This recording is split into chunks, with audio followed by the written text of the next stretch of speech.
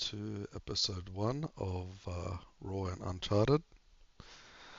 First thing I will say is that we are not doctors, we're not professionals. Um, the advice we give does come from our own experiences and research. I have received a lot of messages from people um, about some of the things that I post. People asking me, hey, can you send me this video? Or people saying to me, hey, can you send me more information about this? Some people can relate to it, some people can't. And I think it's a lot of people do want a bit more of an understanding of a lot of topics. We've all had our own shit happen to us, breakups, heartache, mental health issues. So I just thought I'd get a couple of the boys on board who have obviously have their own experiences and can help share a few things. Nabs, thanks for joining us. No He's from problem. Melbourne. And Jay, thanks for joining us. He's currently in Brisbane. No One day problems. Happy to be here. one day, hopefully, we can all be in one room doing Yeah, the podcast together. Yeah, for sure. yeah. There's no COVID For sure. anymore, so I think we all need to make an effort to fly down places. So, Okay. good. I think a good place to start would be where where I get a lot of information from.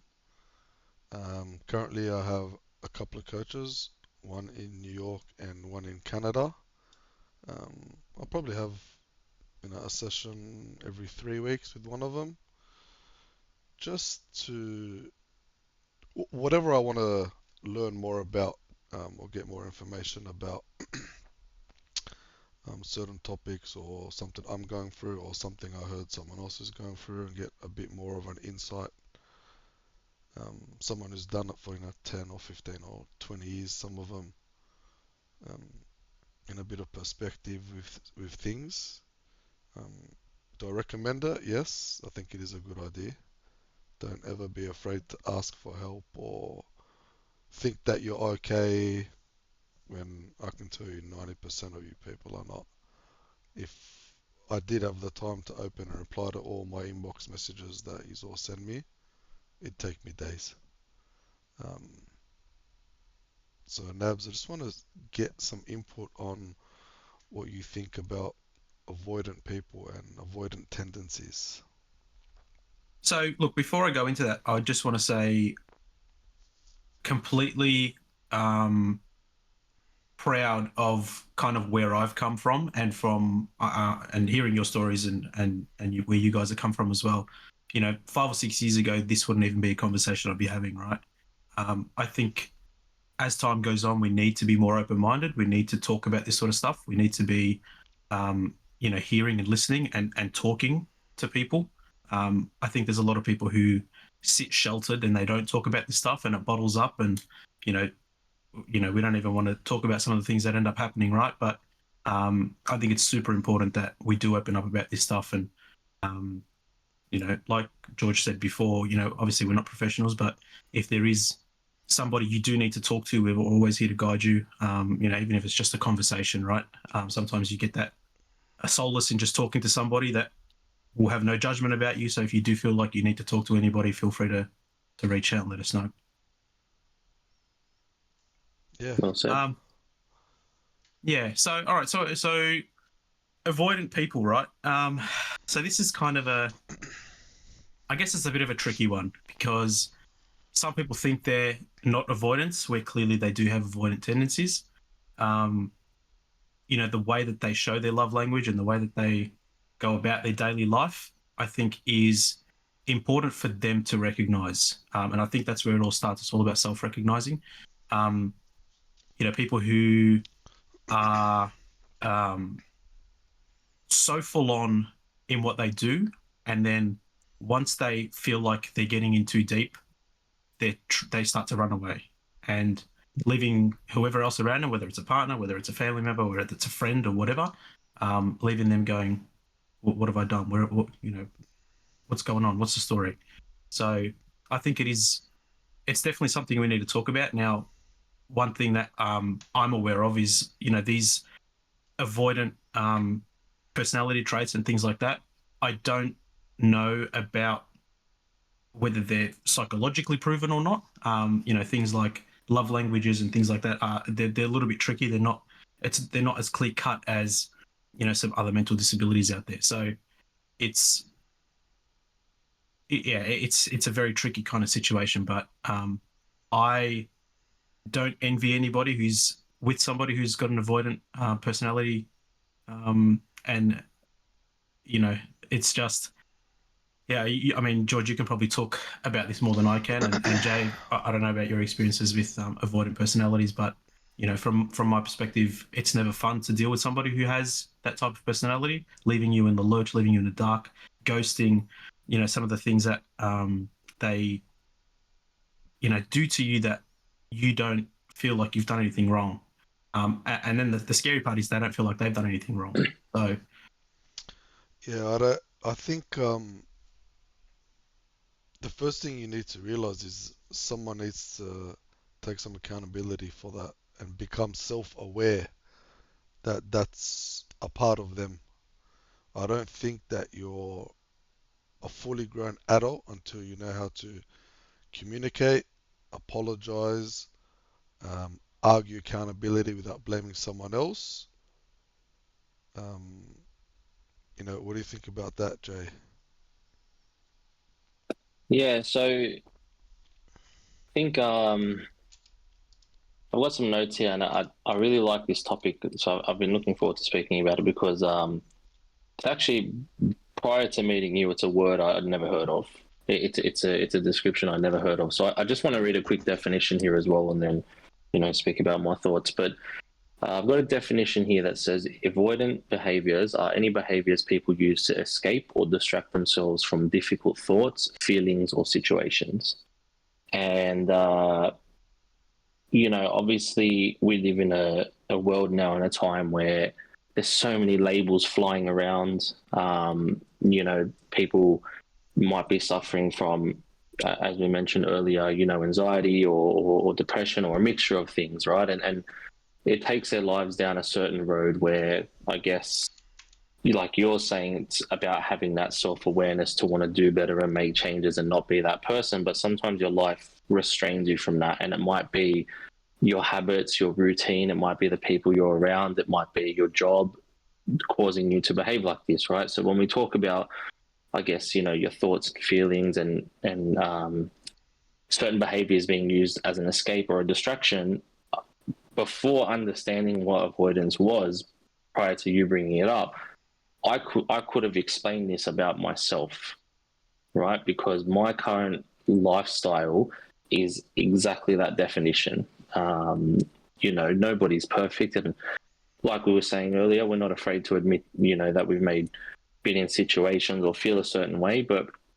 I use multiple different behaviors to escape or distract myself from various things happening in my life, and it's not so much got to do with self-awareness, because I do talk to my wife a lot about how I feel, but I'm not a big speaker. I won't go and speak to other people or a professional about how I feel or where I'm struggling, because to me, these are all just, what I feel like I'm going through is just habitual. It's just me going through a cycle, motions of what I know, instead of breaking the pattern and trying to find the magic in what I don't know. And I feel like now that I've especially lately spent more time with you, George, I'm learning more about myself, just because I'm having that conversation with you about what I believe in or what I know up until this point in my life. And it's, obviously I can't speak more highly of my wife, for example, as a good support system. But I mean, she's only my wife. It's different when you're a man and you're at this age and you're married with kids and you got a career or different things happening in your life. Sometimes you need to have that man-to-man conversation where you're like, hey, I'm not feeling myself, or this is all I know, or this is what I believe in. And yeah, I mean, if I had never had those initial conversations with you, George, then I would have never learnt what avoidance was and how to tackle it. So, or Yeah, how to try and tackle it, I should say.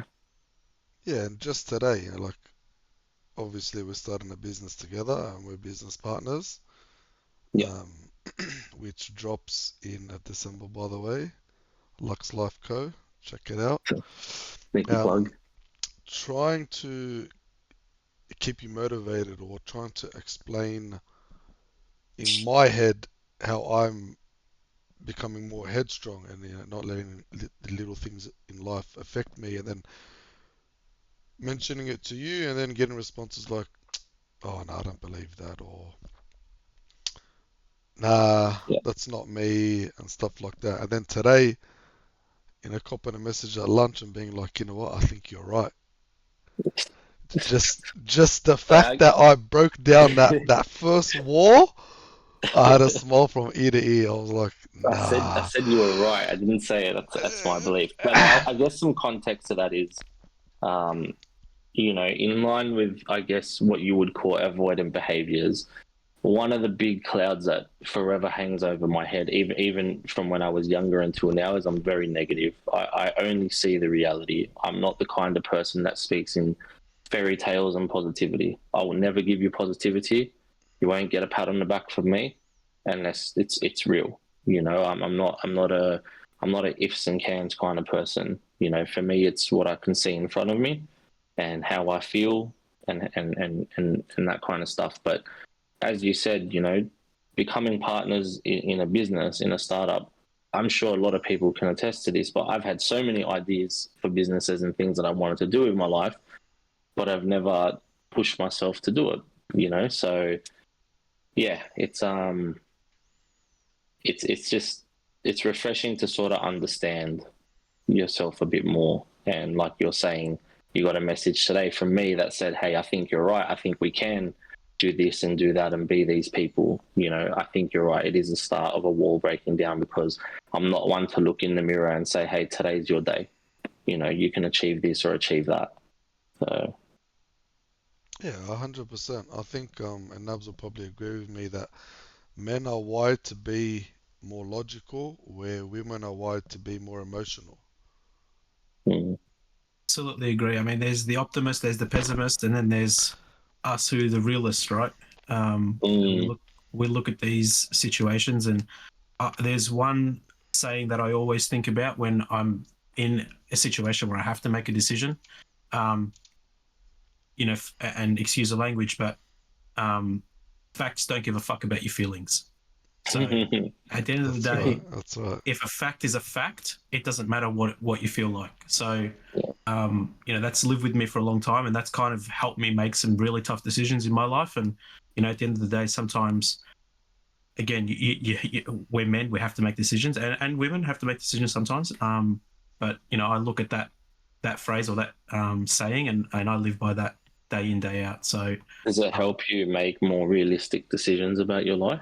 absolutely, it does. Yeah. Yeah, So, I take the emotion out of whatever decision I'm making. Sometimes it's good, sometimes it's bad. Don't get me wrong, but it helps me make that decision, right? So yeah, I can always go back and say, you know what, I made this decision based on my emotions, or I can go back and say I made this decision based on the facts in front of me. So, yeah. and I So think it's see, I important to guess, differentiate. yeah, for sure. I guess just quickly there, George.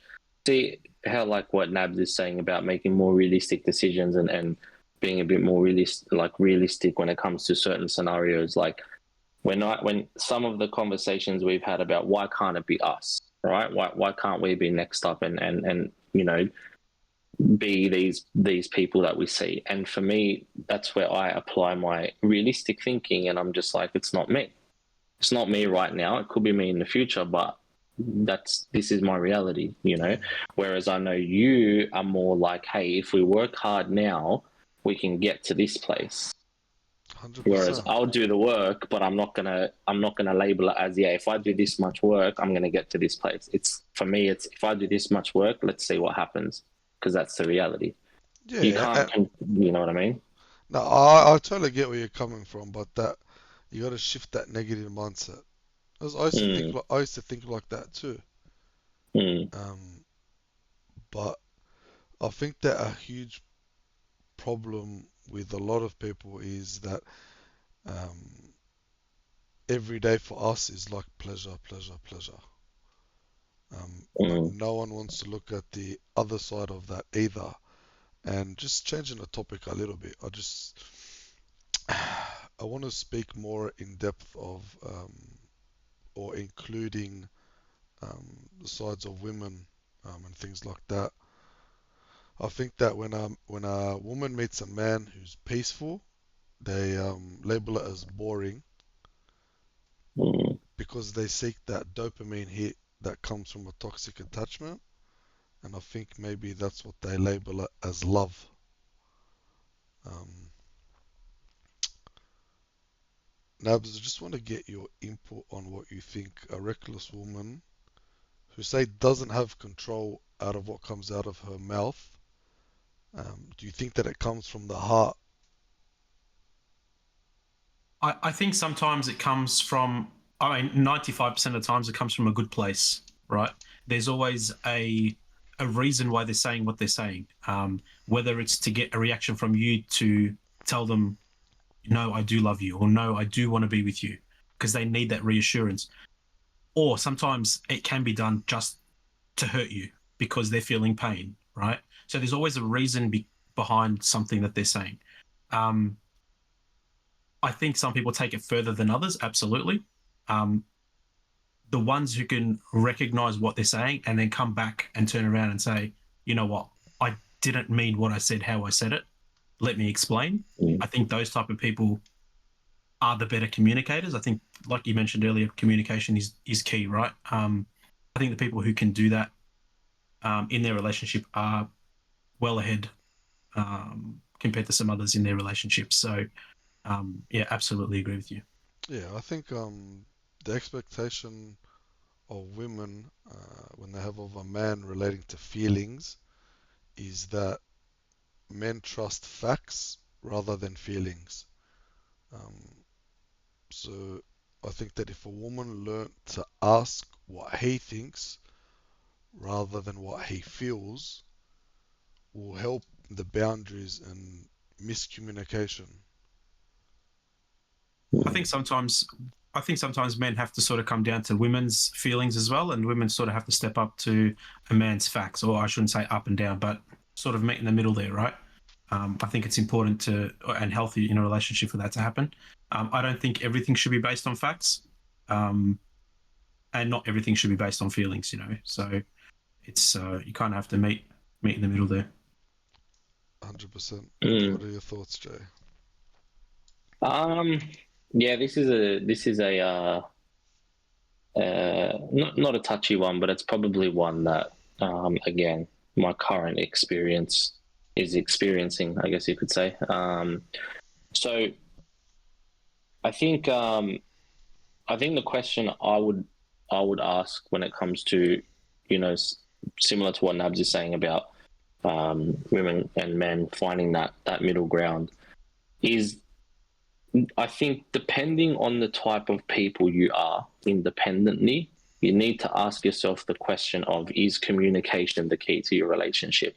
Because I can't remember if this was offline or online, but we did mention something about love languages, and love languages is only something I've learned of in the in the past two or so years, or maybe 1 year or something like that. And when I first read it, typical me, I just thought, yeah, whatever, interesting, read it, keep scrolling, whatever it was. But it wasn't until I went back and revisited it at a time in my life where it applied to me that I learnt about the keys in my marriage, for instance, right? So I'd rather keep it relevant to the marriage rather than past relationships.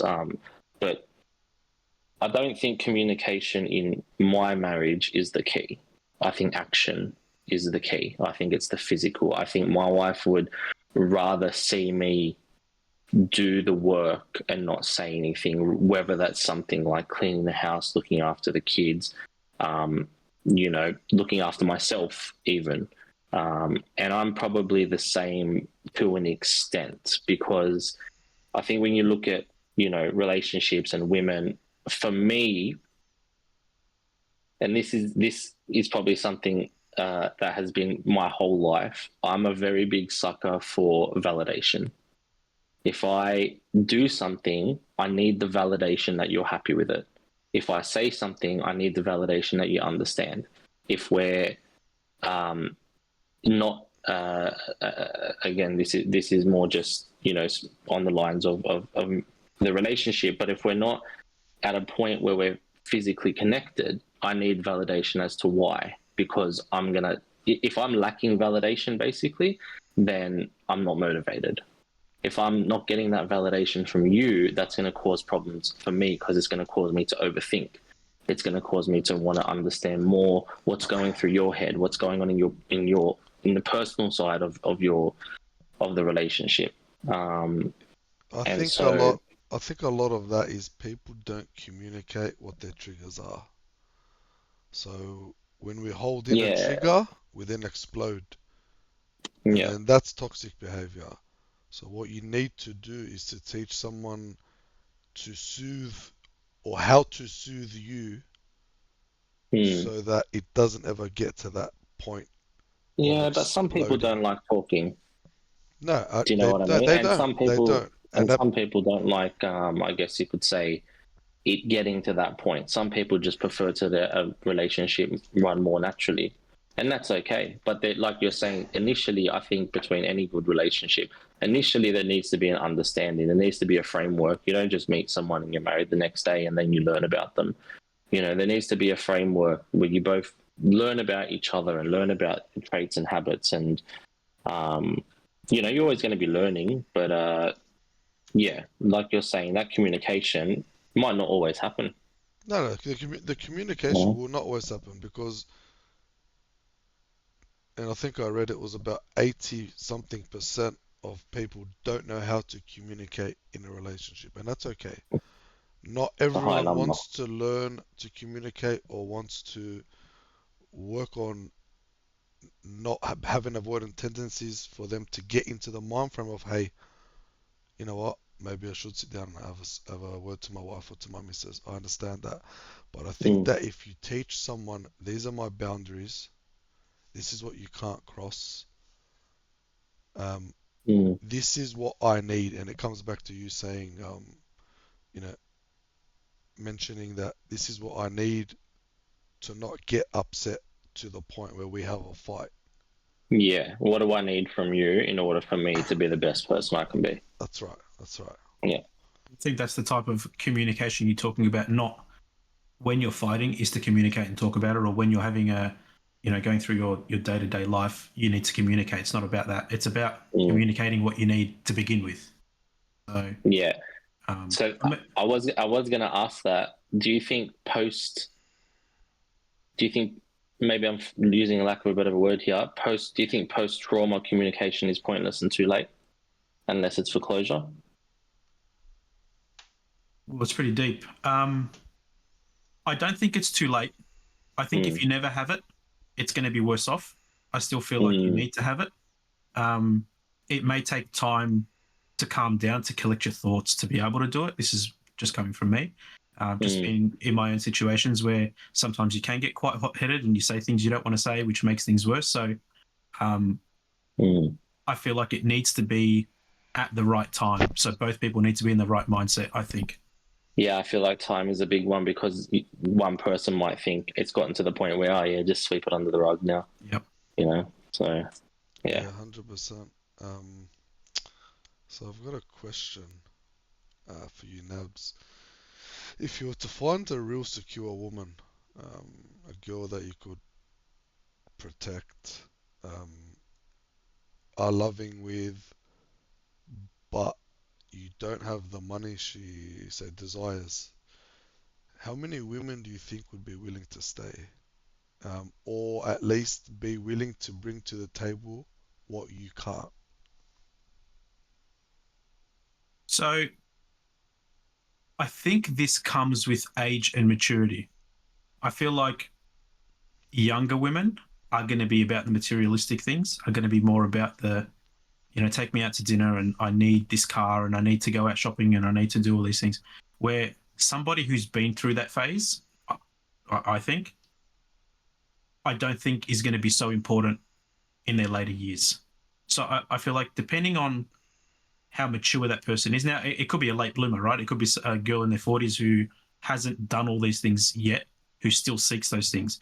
And again, your income is, depicts your lifestyle. So, but if a girl is expecting um, all of those materialistic things, I feel like from me, I guess it's a little bit of a wake up call. That would be a red flag for me personally. I feel like they haven't gone through the phases of life they need to go through first to get to the more important stuff.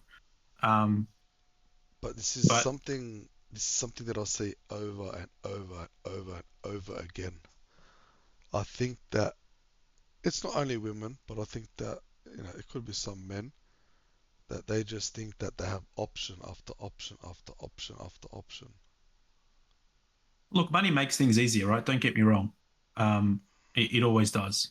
But at the end of the day, does it give you the true meaning of a relationship or the true connection between two people? No, it Probably doesn't. not. But I think that so many people in this country think that. Yeah. And And do you think that's a post social media thing? So let's say 20 years ago, 25 years ago, was the same mentality out there. nah, it was totally different. No, So now It these no. people are was seeing. totally different. So, for instance, if you were to jump on a dating app and you jumped on for say 2 months, and then you didn't jump on for 6 or 7 months, and then you re-jump on that dating app, you will see the same people on there every 6 months. It's a, Mm, it's it's a never-ending cycle for them. They jump on, they find someone. After they find that someone, they think, "Oh, I found a guy for me, or I found a girl for me. This is the one. I'm gonna get married. We're gonna have kids." And then the cycle goes round and round and round until they get to the 5 or 6 month mark, when things get serious with commitment and taking things forward. They start becoming more avoidant, and then they find ways to exit. And then once they exit, they go into their shell. They stop communicating with everyone. They push everyone away, and then 3 or 4 months later, once their fears have met their feelings, they can then process that, and then back around they go. Again, the same thing starts, but with a different person. Are they learning from it though? Are No, they? I don't think they are, mm, because not It's enough people are working on themselves or are self-aware to want to learn from it. Otherwise, they wouldn't be stuck in that cycle. goes back to that dopamine hit, right? That's right. They get that dopamine hit. And I experienced it um, with someone that I was with. We met. It was it was amazing. You know, the first 6 months was great. Everything you could have wanted in a partner, um, she was. And especially having a daughter, you want that person to love your child the way you love your child, and all the signs were there. But then the six mm, month mark hit, and then I started noticing avoidant tendencies were becoming more and more and more, um, and possibly a bit of borderline personality disorder. And I'll get Nabs to elaborate on that just a little later. And then she wanted to find ways to check out by just leaving the house, blocking your number, not talking to you for a day or two. Um, and then after the 7, 8 month mark, they literally just leave. They leave, they ghost you, they don't want anything to do with you. Um, they're so out of tune with their feelings and emotions that it literally takes them months and months and months to be able to face it. And then once they do, mm. that's when they come round again. You, And then it's you know sometimes what? could be too late. I was gonna say, just on the other side of that, how you were saying earlier about, yeah, it takes people time and then they come around and whatever. You know, being somebody who I like to take a lot of responsibilities for my actions, and I like to understand why I do things, and that's that person trying to build up courage. Doesn't matter how you dice it, rightly or wrongly. That's a courage thing, because if they can't, I'm not saying it's right, but if it takes them that long, that's them trying to build up the courage, whether it's to leave, come back, turn left, turn right. Yeah, You know, like you will literally see the signs. If you're not yeah, oblivious to it, you will see them check out. Whether they yeah, take your photos off their Facebook or the Instagram, another way they'll do it will be like,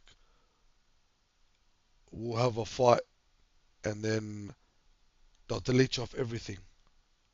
mm, And then once they the petty delete you, behavior. once they delete you off everything and they've calmed down and it's been a week, they then put their Instagram back up or the Facebook back up, but they won't want to repost you again. Mm.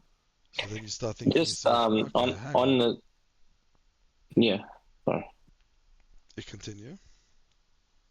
No, sorry. You go. I was gonna add something, but you keep going. My apologies. Um, yeah, so then they, they won't add you, and then you ask them things like, oh, hey, how come you don't want to put our photos back up? And they won't give you an answer because it takes them a couple of months for them to find the courage to leave. But they've checked out already.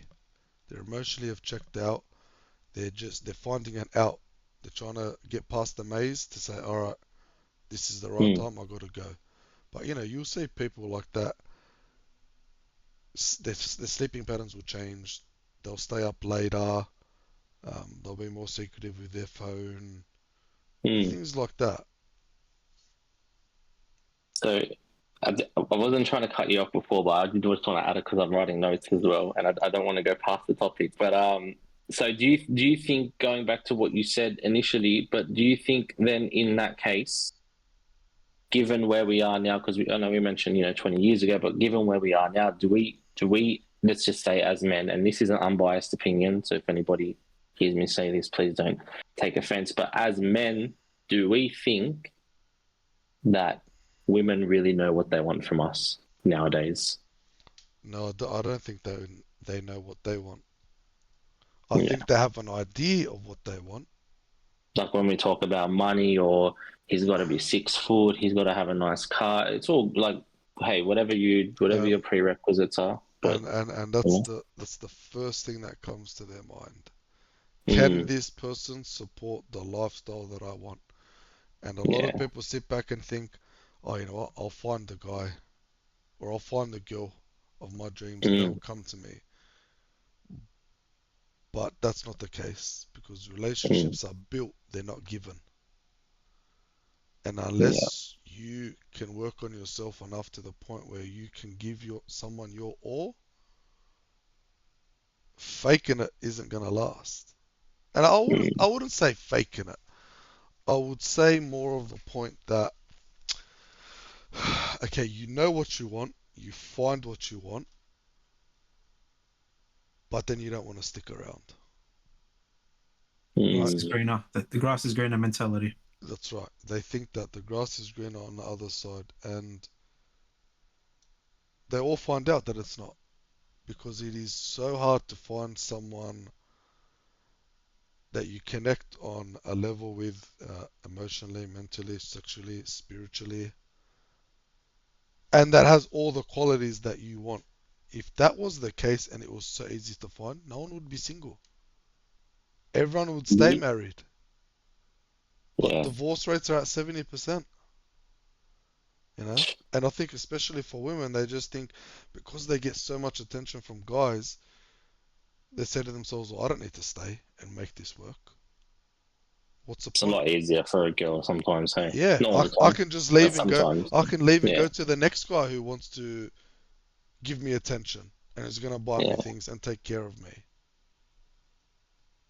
They sell marriage as this happily ever after concept where it is far from happily ever Oh, after, right? It's the yeah. hardest thing you'll ever have to do in your life. And if you don't work on it every single day, for every day you don't work on it, you're going 2 days backwards. So 100%. it's And it's such a difficult thing. And again, this mental health stigma and this connotation around, mental health, it doesn't help the situation, right? So social media doesn't help either. People are seeing things and making their own judgments, and or we can see it today even in today's news, right? You look at what's going on around the world, and it's what they want to show you. You don't see the full picture.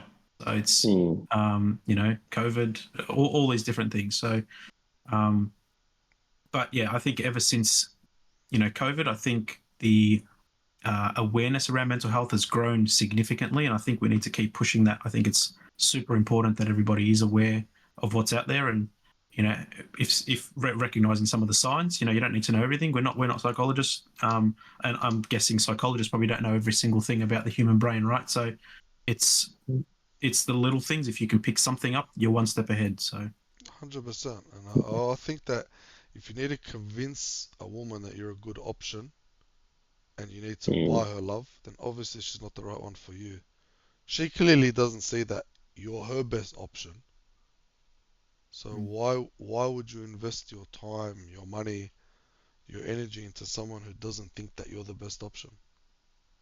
So I have a little segue to that. I guess you could say a little game. I'll ask the both of you, and I just want your honest opinions.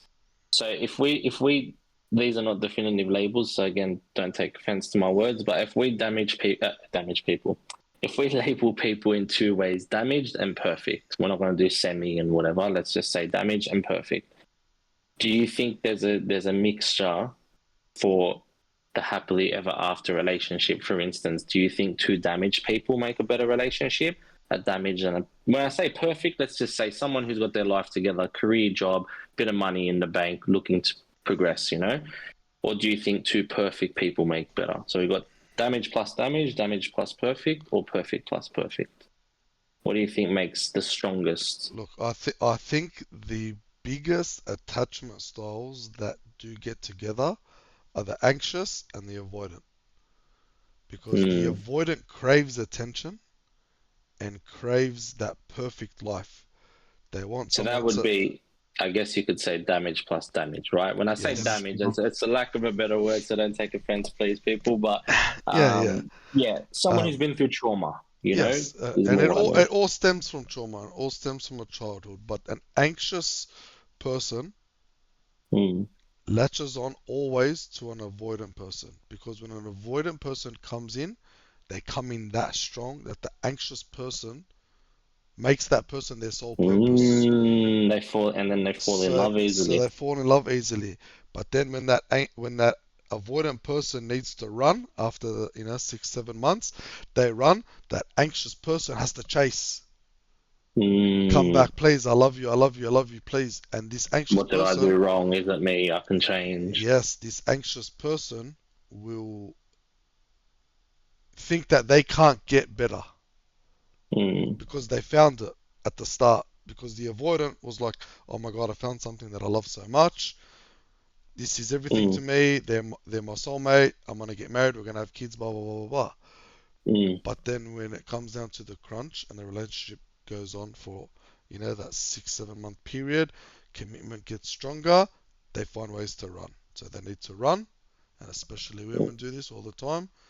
They leave, and then you've got that anxious person there who's broken, riddled with anxiety, constantly chasing after that person because they think that they won't find better.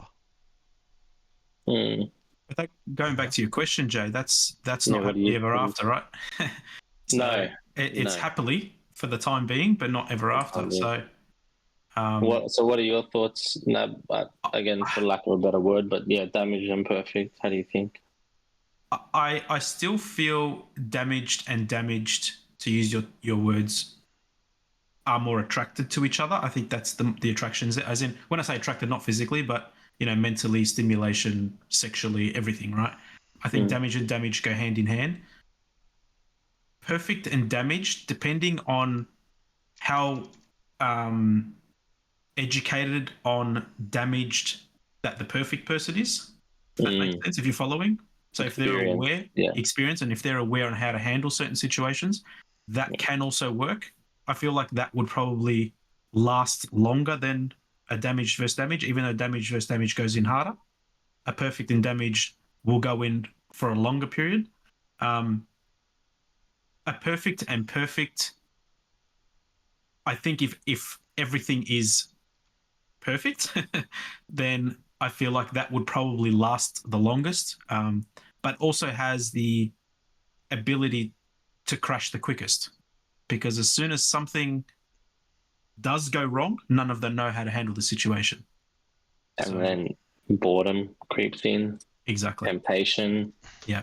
Yeah. Oh, this guy finds me attractive. I've got a car. I've got money. I've got This this is girl. new. This is Yeah. This is new. fancy. My Yeah. partner I'll doesn't give go me find this. it. This is fresh. Shiny Yeah. new toy. Yeah, that's Yeah, right. exactly. I'll go find the attention somewhere else. Yeah. And And you know because that's what social media has done to everyone. Yeah. That's It's not just social media too, man. It's the people that you come across in your day. And I don't like like saying it like this, but it also like some people. I'm not just going to target the women, but even guys. Some guys, the types of careers they have, they see people within these careers and the lifestyle, and let's say you've got a guy who's in a relationship that's boring, and he goes to work and he sees his colleague who's on the same money as him out every weekend partying, doing this and doing that, and I think, oh, why can't I have that? I want that, and it's the same with the women. Like, they, might work at, I don't know, in fashion or makeup or whatever it is, and they go to work and they see how other women are being treated by their husbands. Maybe they've got the latest car, the latest bag, and they're like, well, why can't I have that? We work, we have the same job with the same person, basically. So it's everywhere. It's definitely everywhere. As Nabs was saying earlier, it's the news we're fed. It's 100%. I agree. hard to avoid. It is. It is. And everyone seeks that dopamine hit. Mm. Like our dopamine hit is gaming, but a lot of women's dopamine hit. Where does it come from? It comes from a toxic attachment. And when you get in a Mm. relationship with someone with a toxic attachment, you label it as love, Mm. but it's not. And that's the biggest thing people fail to understand. And you can't understand because we all get into relationships where we think, oh no, next relationship I'll do this better, I'll do that better, or I won't do Mm. that, or I will do this better. Unless you are sitting down and speaking to someone who is a professional or someone who has done this for a very long time in their life or is an actual coach, you won't know um, wrongs or rights. Like, I still read to this day books on relationships, and I've actually got one here I can show you on men and dating and stuff. It's called How to Be a 3% Man. Mm. Um, learn pickup, dating, relationship secrets. Only 3% of the world's men know about being successful with women.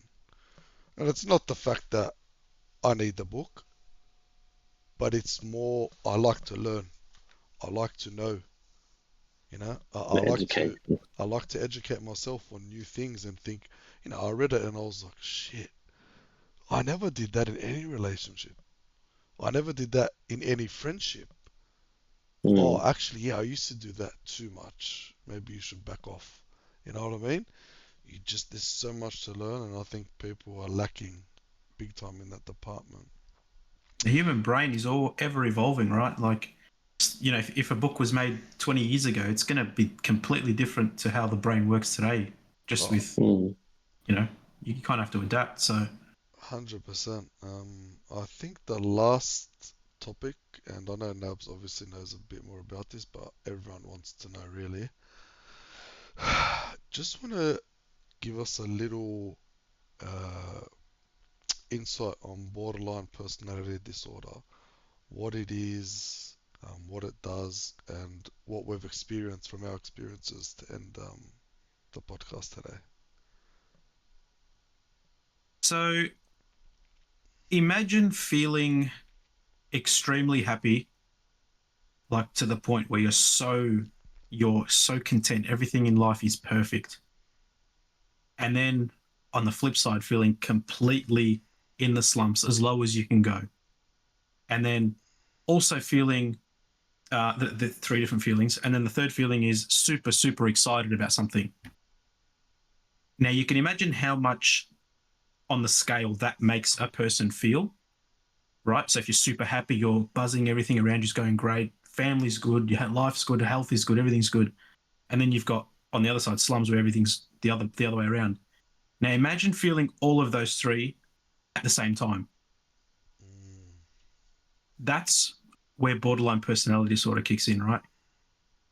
I couldn't imagine what that would be like. And it's just sending shivers down my spine just thinking about, the happiest time of my life versus the saddest time of my life versus the most exciting time of my life, all at the same time.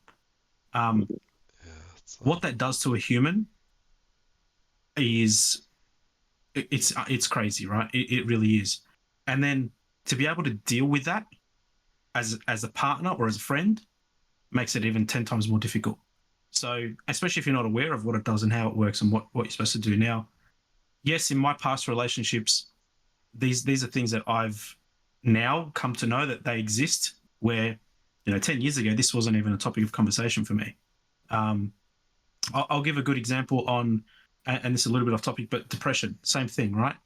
So I had my mum, incidentally, she was talking to an ex-partner of mine, and she was battling all these different things, right? So and my mum said to me, why don't you just go and take her for ice cream? Like, she'll be happy about it. Like, it'll make her happy. I said, Mum, she's not upset. She's depressed. They're two completely different things. Being upset and being depressed. It's like, being alone and then being lonely. I actually don't mind being alone if I'm like by myself, but being lonely is something else, right? So borderline personality to deal with is very, very, very difficult. And someone who says, I've got a partner who's borderline personality and it's amazing. Like we get on great. Yes, you have your amazing days. Don't get me wrong. But then you've got your days that are so bad that you feel like the good days didn't exist. So how to deal with that? It's on that person to get themselves help. There is literally nothing that as a partner that I could do to make my partner feel better. There's nothing I can do. It's up to the partner to sort that out themselves. So whether it's speaking to somebody, whether it's medication, whether it's seeking the right help, the right advice, all that sort of stuff, it makes it very, very difficult for a partner to deal with somebody who has borderline personality. And look, if you've mastered it, kudos to you because that's incredible. But just from my experience, it was very, very difficult to deal with. So, not saying that the person is a bad person. They're incredible people, and for them to go through that, I could not imagine what that would be like. So, yeah, that's kind of my take on borderline personality. I think we'll do yeah, we could go into this for a long time now. We're gonna cut the podcast here, but I think episode 2